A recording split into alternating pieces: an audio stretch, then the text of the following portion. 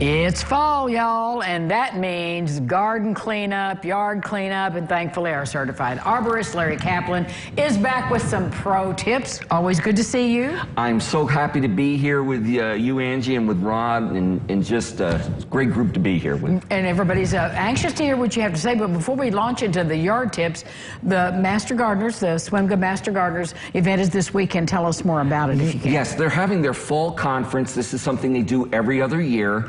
It's going to be at the Old National Event Center in downtown Evansville. They have a lot of big-name speakers. They do. There are still tickets.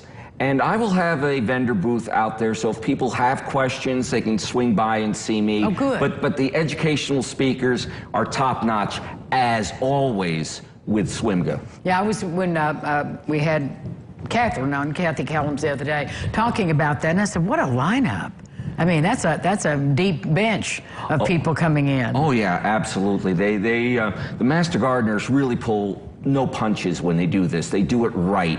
And that's one of the reasons I've always loved the Master Gardeners here in the Tri-State. Yeah, they're enthusiastic, and I love having them on the show too, because everybody at some level is, if they have a house plant or their first tomato plant, has interest in the magic of making things grow. It's a wonderful mystery. It is, and what I love about the Master Gardeners is, number one, they never stop learning, but they always share their knowledge with anybody, and some of these people have worked with plants for decades.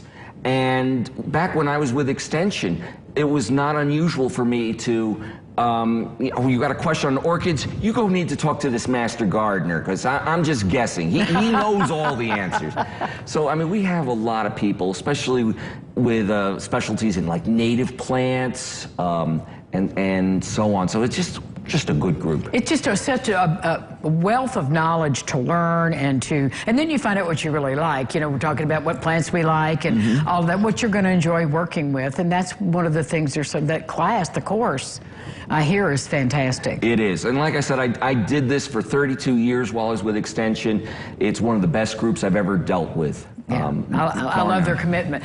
Now, before we've got about a minute here, want to talk a bit about things we need to have at the top of our minds right now if we have a lawn and garden, because it's fall. Right. Fall cleanup is very important. There's a lot of diseases and insects that can overwinter in the garden. And they will be sitting there ready to attack your plants next spring when you plant them. So we want to clean out the vegetable gardens and some of our other smaller landscape beds to get this diseased and insect-infested material out of there. And that way we don't have it as a problem next year, which reduces our need to use pesticides. Now, some of my native species friends, though, do point out that if you have a very large wildflower garden or perennial garden, you may want to leave some of that material up for the winter because there are a number of butterflies that overwinter as caterpillars or cocoons. And so for those plants, you might want to leave them until right before growth starts again next spring. But for the vegetable garden, definitely we want to do some cleanup now. There's nothing living in the vegetable garden we want to be there for next spring. Okay, we're going to talk more about that when we come back. See, Ron, it's time. It's time. It's time. We'll be back right after this.